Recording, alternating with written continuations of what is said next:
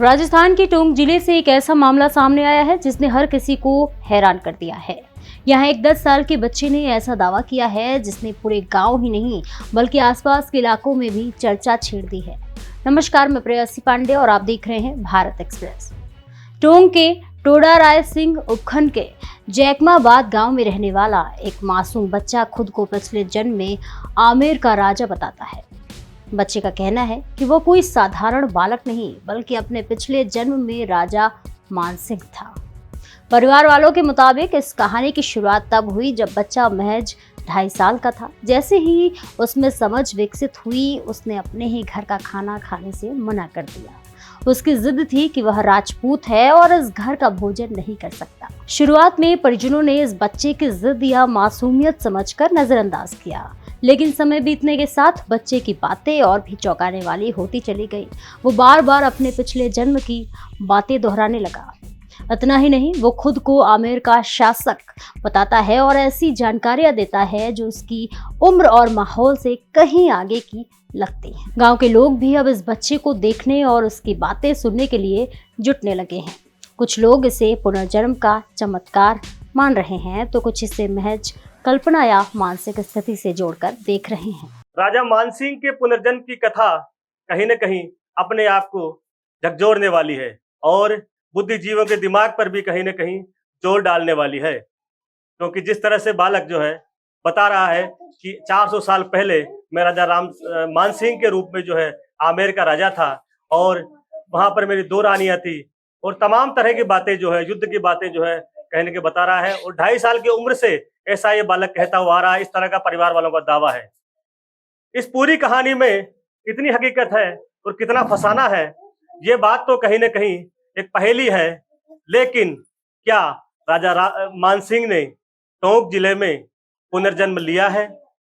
क्या 400 साल पुराना राजस्थान का इतिहास कहीं न कहीं अपने आप को दोहराने जा रहा है? ये अपने आप में एक बहुत बड़ा सवाल है। हम खड़े हैं टोंक जिले के जैकमाबाद गांव में, जहां इतिहास जो है अपने पन्नों को जो है कहीं न कहीं दोबारा से पलट रहा है। 400 साल पुराना इतिहास कहीं न कहीं पुनर्जीवित हो चुका है, ऐसा जो है यहाँ पे दावा किया जा रहा है। जी हाँ, राजा मानसिंह जिन्होंने आमेर बसाया, जिन्होंने जयपुर की शिला देवी आमेर की शिला देवी बंगाल से लाकर जो है वहाँ पे बसाई थी, स्थापित की थी और महाराणा प्रताप से हल्दी घाटी का युद्ध लड़ा था। वो तमाम जो इतिहास जो है राजस्थान का, वो कहीं न कहीं दोबारा से जो है पुनर्जीवित होने की दावे जो है यहाँ पर किए जा रहे हैं। राजा मानसिंह का जो है पुनर्जन्म हुआ है, ऐसा दावा यहाँ पे किया जा रहा है। आइए हम आपको बताते हैं पूरी कहानी कानाराम बेरवा की जुबानी। देखिए कैसे आपका जन्म हुआ था। पहले आप पुनर्जन्म पहले क्या नाम था आपका पहले? राजा मानसिंह। तो आपकी कितनी रानियां थी? 2। क्या नाम है रानियों के? रानी नाम पता नहीं। याद नहीं आ रहा है? हाँ। और क्या क्या काम किया आपने अपने जीवन में? हम पहले युद्ध लड़ने जाते थे और नरबली चढ़ाते थे माता जी के। अच्छा। और एक बार ऐसे कर दिया कि आज से बकरे का भोग लगाया, जिससे गर्दन के लिए माता जी की। अच्छा। और ऐसे में 3 भाई थे। अच्छा। और मेरा अभी पुनर्जन्म हुआ है। हल्दी घाटी का युद्ध किससे लड़ा था आपने? महाराणा प्रताप से। क्यों लड़ा था? किसी न किसी से तो दुश्मनी होती है, जिससे लड़ ले। दुश्मनी के कारण लड़ा है। हाँ। और क्या जो है आप जानते हैं राजा मानसिंह के बारे में, आमेर के बारे में, और क्या बता सकते हैं आप? आमेर को मैं बसाया था। अच्छा। और मैं युद्ध लड़कर माता जी को लेके आया था। कहाँ से लाए थे आप माता को? बंगाल से। अच्छा, कहाँ स्थापित किए फिर? आमेर के अंदर। अभी जो माता जी स्थापित हैं वहीं आपने स्थापित की थी? हाँ। अच्छा अच्छा। तो आपके जीवन काल में और क्या क्या घटनाएं घटी हुई पहले राजा मानसिंह के तौर पे, जब आपने जन्म लिया था उस समय? हम पहले लड़ने जाते थे। एक बार युद्ध लड़ने जा रहे थे, तब है ना मैंने एकदम से अटैक किया था, तभी मरा था।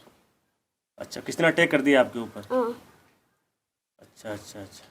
धार्मिक मान्यताओं की बात करें तो भारत में पुनर्जन्म की अवधारणा कोई नई नहीं है। कई लोग मानते हैं कि आत्मा अमर होती है और एक शरीर छोड़कर दूसरे शरीर में प्रवेश करती है, लेकिन वैज्ञानिक दृष्टिकोण इससे अलग है। वैज्ञानिकों का कहना है कि इस तरह के मामलों को सीधे चमत्कार मान लेना सही नहीं है। मनोवैज्ञानिकों के अनुसार बच्चों में कल्पनाशीलता बहुत तेज होती है और कई बार वे सुनी सुनाई बातों को अपना अनुभव समझने लगते हैं। इसके अलावा परिवार या समाज के प्रभाव से भी इस तरह की धारणाएं बन सकती हैं। ऐसे मामलों में सच्चाई जानने के लिए वैज्ञानिक और मनोवैज्ञानिक जांच बेहद जरूरी होती है। अगर इस बच्चे के दावों की गहराई से जांच की जाए तो ये पता लगाया जा सकता है कि ये मामला वाकई पुनर्जन्म से जुड़ा है या फिर इसके पीछे कोई और वजह है। फिलहाल जैकमाबाद गांव में ये मामला लोगों के लिए रहस्य बना हुआ है। हर कोई अपने अपने तरीके से इसकी व्याख्या कर रहा है। अब देखना ये होगा कि क्या इस बच्चे के दावे की कभी वैज्ञानिक जांच होती है या ये कहानी यूं ही रहस्य बनकर लोगों के बीच चर्चा का विषय बनी रहती है।